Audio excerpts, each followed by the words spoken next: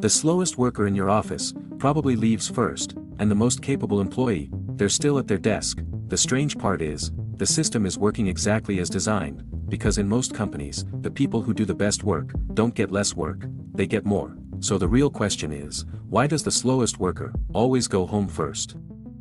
There's a colleague, let's call him Daniel. Daniel isn't incompetent, but he's slow. Meetings run longer because of Daniel, projects stall because Daniel forgot to send a file, deadlines pass Daniel, the way some people miss buses regularly, without much concern, and yet, Daniel leaves at 5 every day, without exception.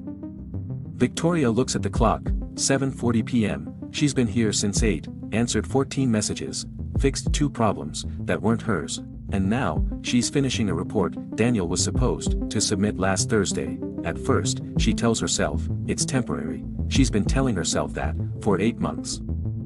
What Victoria is seeing isn't random, it's a pattern, and once you notice it, you start seeing it everywhere. In most offices, work doesn't flow based on fairness, it flows based on certainty. Managers rarely ask, who deserves this task? They ask, who will definitely get this done? And the answer is almost always the same person, the reliable one, the competent one, the one who always says yes, Victoria.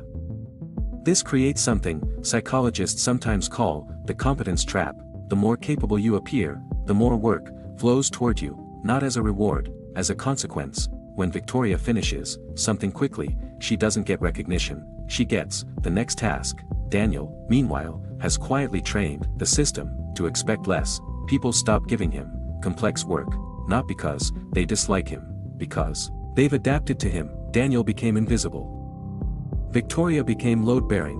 One of those sounds better, only one of them goes home at 5. Here's something managers rarely admit, even to themselves. They are not distributing work based on fairness, they are distributing work based on predictability. When a deadline appears, the brain takes the path of least resistance. Who will finish this? Victoria. So the work goes to Victoria, not maliciously, not consciously, just efficiently, without anyone deciding it officially. Victoria's role expands. Her hours grow, her workload increases, while Daniel's role quietly contracts. The moment Victoria understands what's happening, doesn't feel dramatic, it feels quiet, cold, like suddenly noticing the gears of a machine that was always running. She realizes something uncomfortable. Her competence was never just a strength, it was also a resource. The system kept extracting. Every time she said yes, she wasn't proving her value, she was setting a new expectation.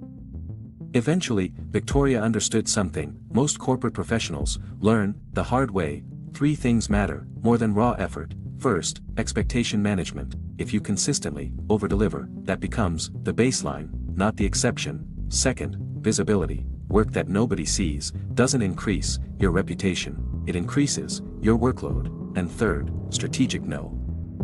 Every yes you say is a silent no to your time, your energy, and your focus. Daniel may not be brilliant, but he did something Victoria didn't. He made his limits visible, Victoria made hers invisible, and the system filled every empty space she left.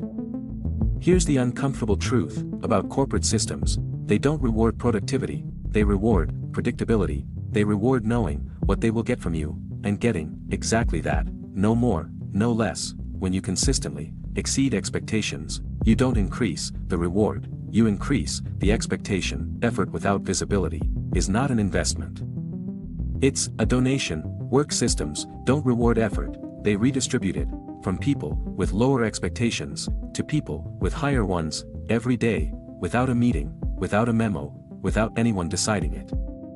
Victoria will probably still stay late tonight, not because she doesn't understand the system, but because understanding a system and knowing how to navigate it are 2 very different things. So the real question isn't whether you're more capable than Daniel, the real question is, who does your capability actually serve? If this video made you rethink how work actually flows inside companies, subscribe to Corporate Reality. We break down the hidden rules of corporate life, and I'm curious about something. Is there a Daniel in your office, or are you the Victoria? Tell me in the comments, and in the next video, we'll explore another corporate paradox. See you there.